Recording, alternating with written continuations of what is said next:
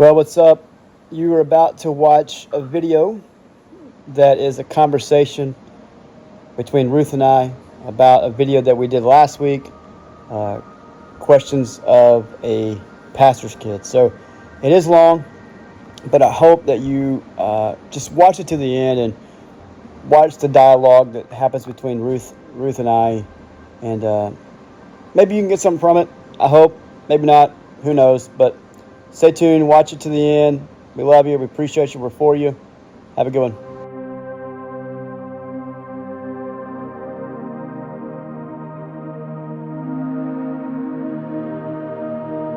Well, good evening, afternoon, whatever day or time you're watching this. We hope that you are excited to tune in today. This is a video just we're going to do about ministry and walking through things that have happened in our ministry life. And so today's video is with Ruth and I, and we are, if you watched the video last week, you watched Rose and Ruth, and they talked about things as pastor's kids, questions. And so today we're going to walk back through those questions, and then we're going to discuss it and kind of just talk about it. Okay, so I hope that you tune in. I hope you like this video, because I think hopefully it kind of expounds on what they had talked about and kind of gives it a different perspective, a dad perspective, a pastor perspective.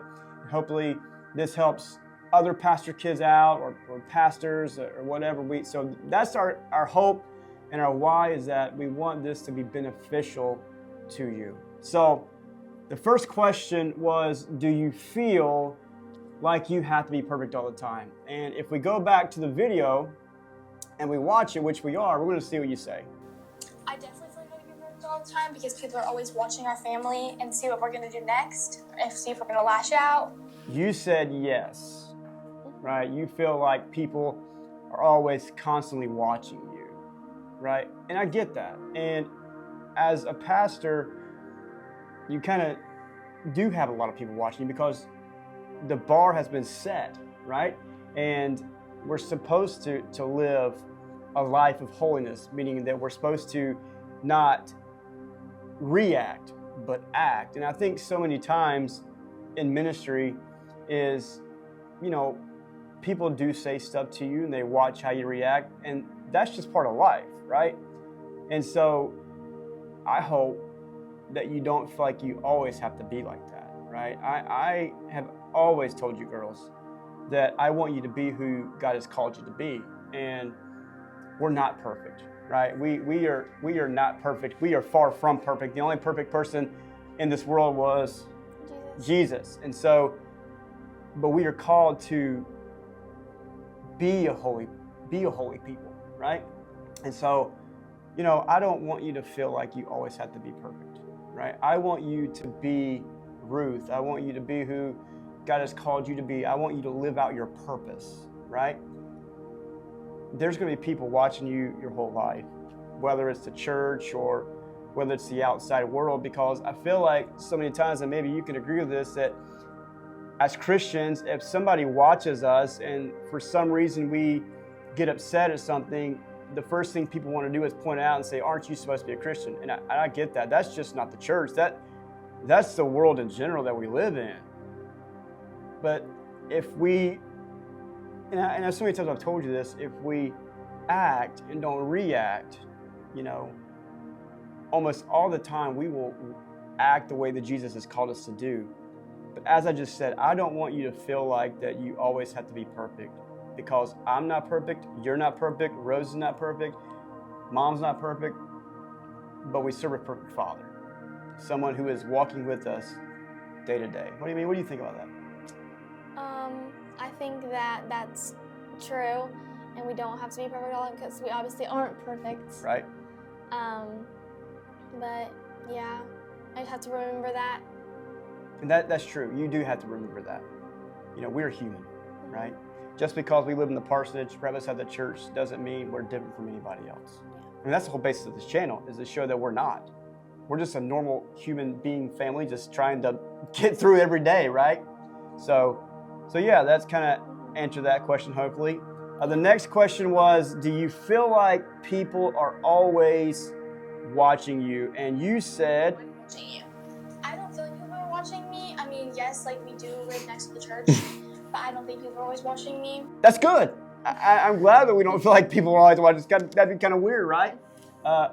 Yes, I don't feel like that is I agree with you.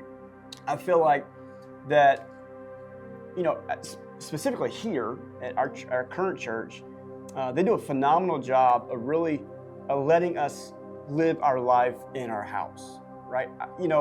If I'm honest, and I think you would agree with this too, that when we first moved here, we were nervous about living beside the church, that would they always be constantly watching us? And I am excited to say that is not the case at all. This church does a phenomenal job in letting us be in our home, leaving us alone in that aspect, not always thinking they can just drop by, knock on our door, do this, do that, or maybe we had this misconception that a couple of church members would sit in the parking lot with the binoculars and make sure that we didn't go anywhere or what we were doing. I don't know why we had that thought, but yeah, I'm glad that you don't feel like they're always watching you. I'm glad that you feel like that your home is our home and it's safe. I mean, is there anything else you want to say to that, or? I don't think so. I mean, because you said no, so Yeah. it's not like a Big deal. or Yeah. shattering question. Yeah. All right. The next one you said, the question was, have you ever been mad at God? This is and both you and Rose answered this question. So let's see what you said. Yes, I have definitely been frustrated, mad, etc. at God because we move a lot. We are a pastor's family, so we move a lot of places, had to get new friends, new sports, everything like that. Yeah. Okay, so Rose said yes because of life circumstances, right? And I get it. Me and my surgery, Ruby and her deal. But I want to push back on that a little bit, because the question says, have you been mad at God? Mad is a wide range of emotions, right? When I think of mad, I think of full out anger and just want to go to battle. You want to fight, right? When someone makes you mad, you want to go all in and you're ready to throw, right? But then it came to you, and you said something that really interests me that I want to touch on. You said frustrated. You realize you said that? Yeah, You I said- meant to say that. Yeah. I think it's okay to be frustrated at times, right? I get it. It's life. And you look at life and you go through so many hard times and trials in life, and our first reaction is to what? Be frustrated at God, right? But why? Why do you think? And I mean, you don't have. I mean, you may or may not have an answer for this, but why is it that our first reaction is to be mad or frustrated at God? Do you have a thought? Because he is, I feel like he's the one who, because he's obviously in control of everything. So that's what I think of first. So yeah, and I get that. But let me put it like this. How faithful was God through all that, though? Right? Let's look at Ruby. She fell in the fire. Within minutes, the EMTs were there. The fire department was there, right? If you recall, they had the Children's Hospital in Cincinnati helicopter on standby, right? Went to hospital, immediate care, right? Care that potentially saved her legs, the back of her legs. And then I got up there in less than 24 hours. I flew up there. The Lord made a way financially for that to happen. And then I brought her back, and then we went to Children's Hospital, and all the care that we got there. Yeah, there were some rough days, no doubt. But who was faithful through all of it, right? It was Jesus. Like, you remember what Ruby said on, remember me telling you the story about Ruby, how we went through security at the security checkpoint in Cincinnati, and she said, I fell in the fire, but my God was faithful, right? She was what? Well, she'd been 6 maybe? No, 6, yeah. 5 or 6? I think she was 6. To be that young and still understand that no matter what she went through, her God, my God, your God, our God, was still faithful throughout. Didn't matter. And then my circumstances, right? My colon, and all the hurt and everything I went through with that. And yeah, I'll admit, I was frustrated as well, right? I was like, and you remember that. I questioned Lord. My questions were, Lord, why? Why am I having to go through this? So many times that I come back, and even though he was silent in the moment, but as time went on, I got to meet people, right? I got to share my story with people, right? God didn't allow all this hurt and stuff to take place without him getting the glory at some point, and he did, right? And you remember my sermon before I went to surgery, and I had been through a lot of emotions that day, and I was like, man, this is terrible. I don't want to do this. And it was Luke 5, verse 5 and 6, and where Peter had been fishing all night, and Jesus comes on the boat and he says, cast your nets over here. And Peter says almost like, why? Like, we've been doing this all night and you want me to do it again? Like, why? It makes no sense. And then he changes his whole tune, right? He says, but if you say so, right? But if you say so. And I remember going into the surgery that day, that November the 4th, I remember in that hospital, well, I guess it would have been the OR, the operating room, right? I said, but if you say so, right? That's what got me through the hard days, right? It's understanding that no matter what, God has been, will be, and is continuing to be faithful to our family. You know that. You saw that and I think in your answer, you said because we've had to move. I get it. It's frustrating. I don't want to move. You don't want to move. Your sister, your moms, they don't want to move. But let me ask you this. In your move to here, right? We got to be part of a church that's loving, that's compassionate, that's for us, right? I got to take my ministry kind of to the next level to be a lead pastor. But a part of that, what else do you get to be a part of? What's something that you found here? The Warriors, yeah. Right? The church is a given. We got that. Mm-hmm. But the Warriors, yeah. Right? You love the Warriors. I mean, I don't know. I think you said this. I'm not sure. Maybe I'm making this up in my head. You said like it's hard to think about life that before the Warriors because the Warriors were they're such a close group, right? I mean, look at your friend. I mean, Ellie, your other volleyball friends, mm-hmm. And then. What season you love volleyball, but what season did you like the best? Basketball. Why'd you like basketball? Because we got to go all the games and nationals and all the tournaments with my friends. Yeah. So,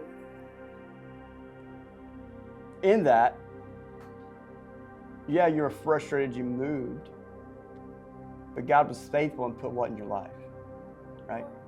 He put the Warriors, he put Ellie in your life, mm-hmm. A good friend. You have great friends here, right? But you went from here to here, right? So his faithfulness has been around us the entire time, right? It's okay to be frustrated. I get it, right? But I want us to remember what he's done for us, right? That's key to remember, that his faithfulness has always, always, always been there with us. When we left McCrory, and then we went to West Virginia, and then we went to Iowa, and then we went to Conway, and all the greatness we had. Every spot we have been at has been great. It has. And God's faithfulness has been there the entire time. Would you agree? Yeah. Right. So, next question. Do church people ever hurt your feelings? Let's go to the monitor. Yes, church people definitely hurt my feelings too. Like she just said, you don't get invited places. They always talk about it, like literally what Rose just said. So yeah. Okay.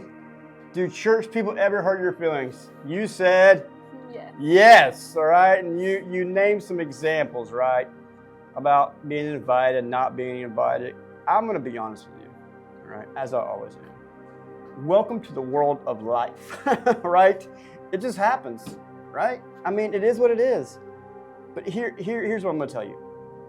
You may have hurt feelings and you may get frustrated, like we just talked about, but it's how you respond, I think. It's how you respond. Are you going to respond carnal nature way and say, well, I'm going to get them back, I'm not going to do this? Or are you going to lean in and say, you know what? It is what it is. It is. And still move forward, because I believe, if you allow those feelings to fester, the more and more it goes on, the worse and worse it gets. Do you remember what I said yesterday? We were at NY Convention. I said, jealousy or envy, what does it do? It rots you at the bones, right? I think the New Living Translation said it's like a cancer. Jealousy is like a cancer in the bones. So why would we allow that jealousy and envy in our life, right? I mean, Scripture speaks against it, right? So why? Why would you want that in your life? I guess that's the question. I mean, I've never thought about it like that. I mean, I wouldn't want it in my life. Right, you don't. Yeah. Because I gave the analogy of when a storm comes, a tree falls, the tree will stay green for a week or so, but then after a while it begins to die. And listen, we've been in the woods enough. She has seen a rotten tree. She knows what it's about, right? And that's what I believe that's Paul. That's what Paul's talking about. Is don't allow that jealousy and that envy to rot you from the inside out, because I know you. And I know that you have a bigger calling on your life. Learn from experience, don't allow that to fester. That's when you say, Lord, here I am, here it is. What did we say? What did I preach about today? Surrender. Die to self, right? Take up your cross daily. And that's a daily thing where you're saying, listen, Lord, I am not going to allow that envy or that jealousy to take root in my life, because I don't want it to rot. I don't want it to be a cancer within my body, right? And the moment we sit there and we look at things, or we look at Sundays, well, we didn't get invited to this, we didn't get invited to that, or this or that, it's okay. It's just life, right? But it's how you respond, right? It's how you respond to that. And I believe with everything in my heart that you are going to respond as you grow the way that God wants you to. It all goes back to act, don't react. What's funny about the act to react thing is I actually got that from the college basketball coach. That was his philosophy, right? And it ties so well into our life. It really does. So that would be my thing to you, is don't allow that jealousy or envy begin to overwhelm you and rot you away. Then you said, do you feel like you can be honest about your struggles? And you said, be honest about your struggles.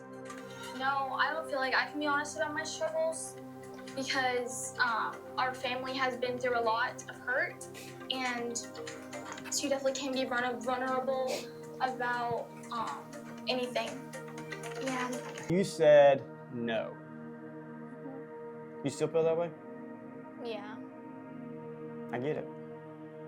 I think this goes back to question one. What was question one? Do you have to be perfect, or do you feel like somebody's always watching you, right? And I get it. I get it. Being the pastor, you feel like you can't be honest all the time, right? But here's the thing, though.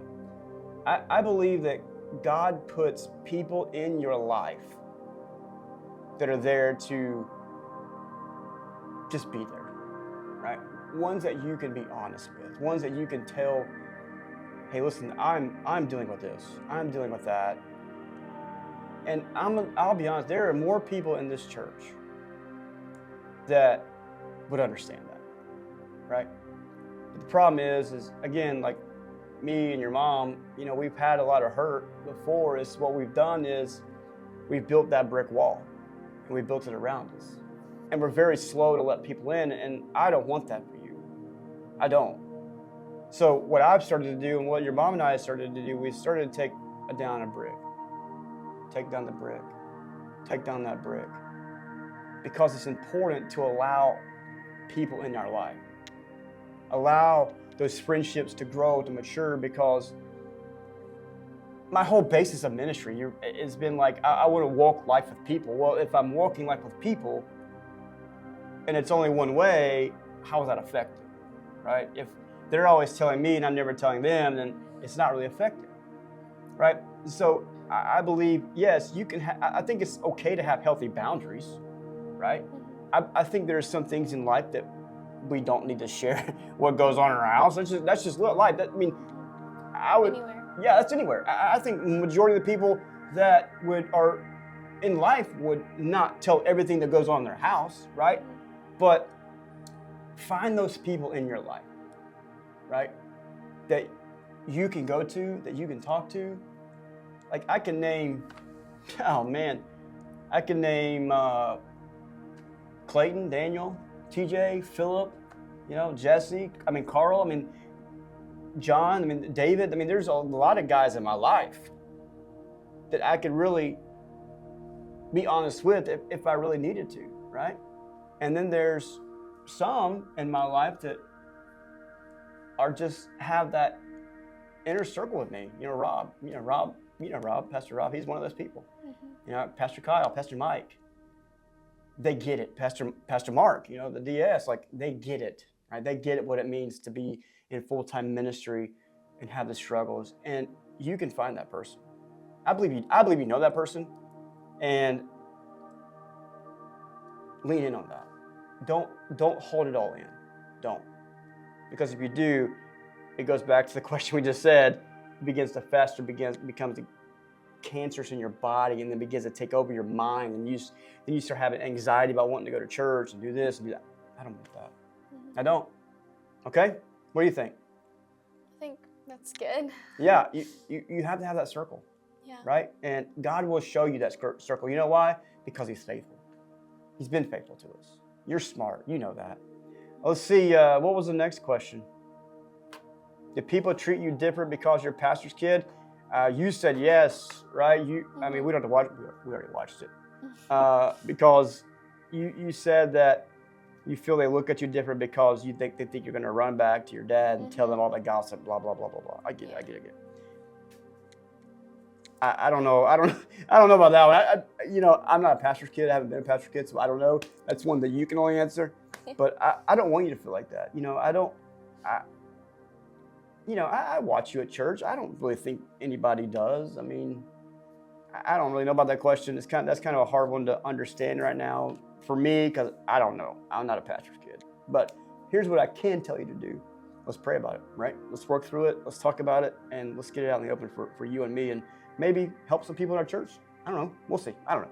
Next question was a tough one, right? And you know what it was. Read the question to me. What does it say? Do you wish your parent had a different job? Oh, man. Let's go to the replay. Yes, I definitely wish my parent had a different job too. Just again with the moving all the time, and you go back to that moving thing. Yeah. And what I was just said about the having to be at everything all the time, always at church. Yes. Yeah. Come on now, Ruth. Okay, if you wanted me to have a different job, what job would you want me to have? I don't know. One that we don't want to move. Okay, so let me ask you this. So your whole basis for that answer was because of you don't like to move, all right? Take away the moving aspect of it. Do you like where I'm at, or do you wish I still had a different job? If you take away the moving aspect. It's not... I wouldn't complain you having this, being a pastor. I think it would be way easier. Right. I think. Because, moving is definitely a big part in it.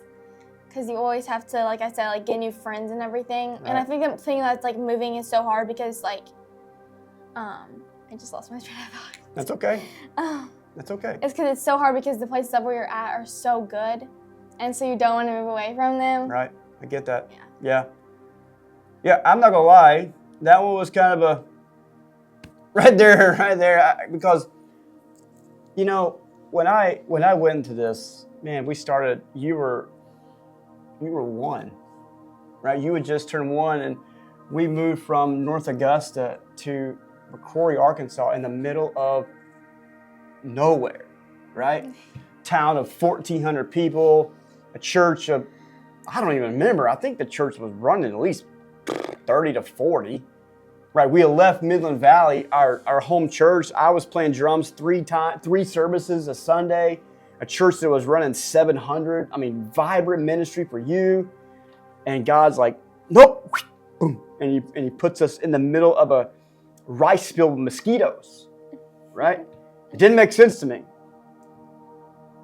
And then we moved from there to the hills of West Virginia. Great place, great church, great people, right? Great ministry.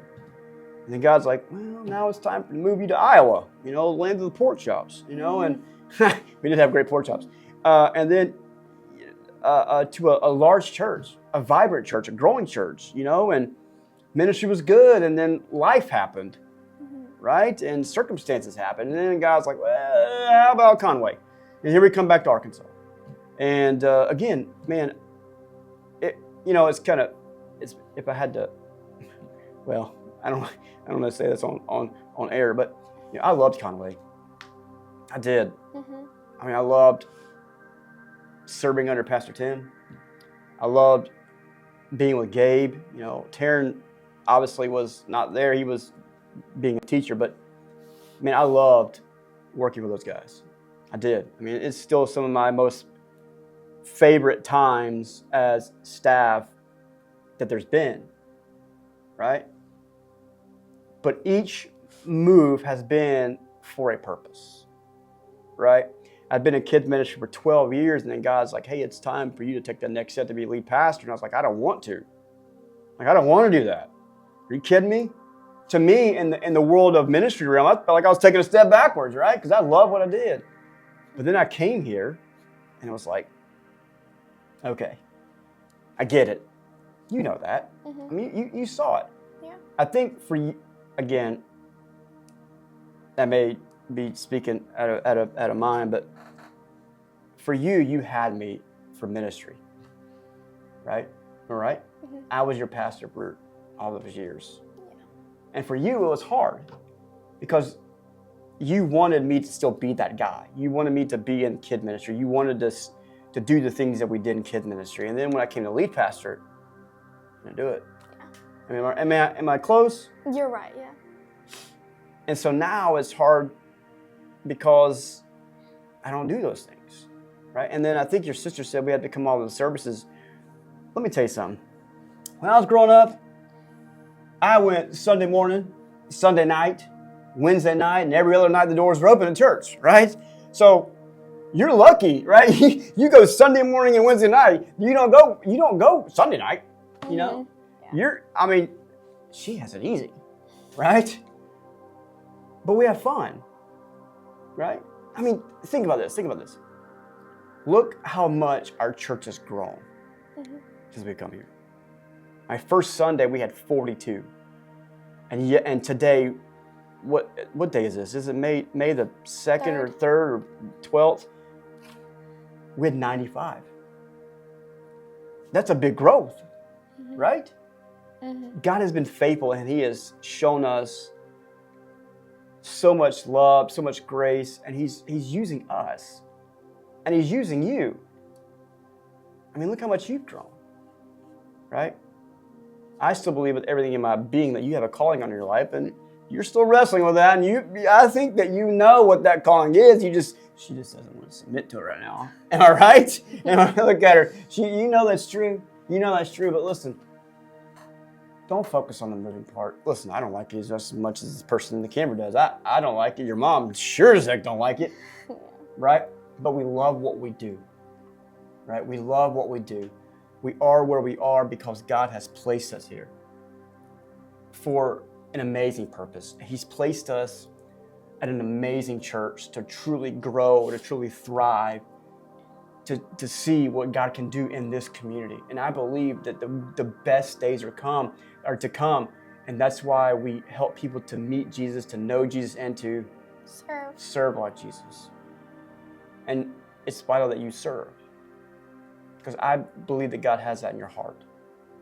You know, we just got to get past some of these things, past those human desires, and we have to look and focus on what God wants us to do.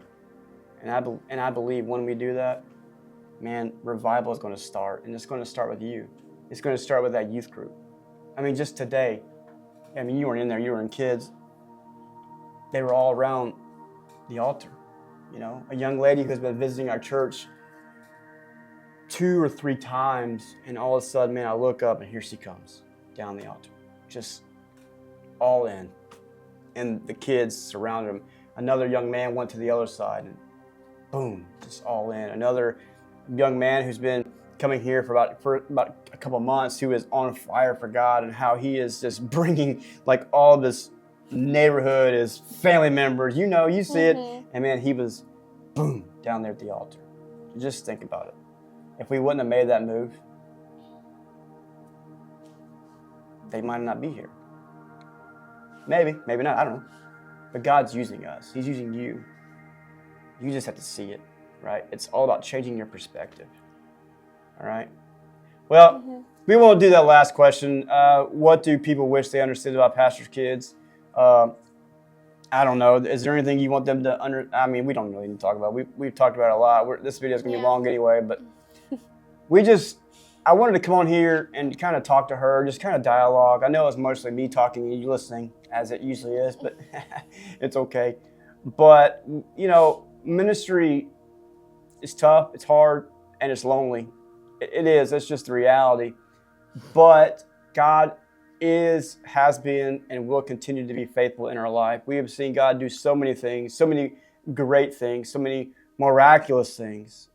And we are still going to continue to serve Him. And I remember back last General Assembly, and Dr. Busick was preaching, and he said it's time to stop being on the defense and to be on the offense and storm the gates of hell. I love that sermon. If you ever get a chance to go back, YouTube it, look it up, listen to that. It was a Sunday night service, and that really changed my mind, changed my perspective.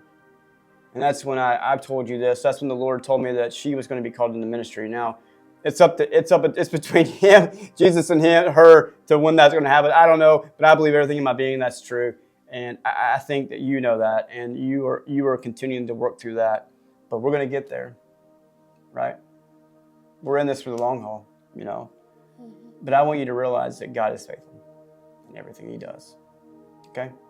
So, hey, subscribe, like, share, whatever you got to do. I know this is long, but that's okay. It was intended. I knew it was going to be long. And so hopefully in the next upcoming weeks, Ashley and I are going to be doing this too. Highs and lows of ministry and kind of where we've been and what we've been going through. But God's good. He is faithful. Love you. Have a good one.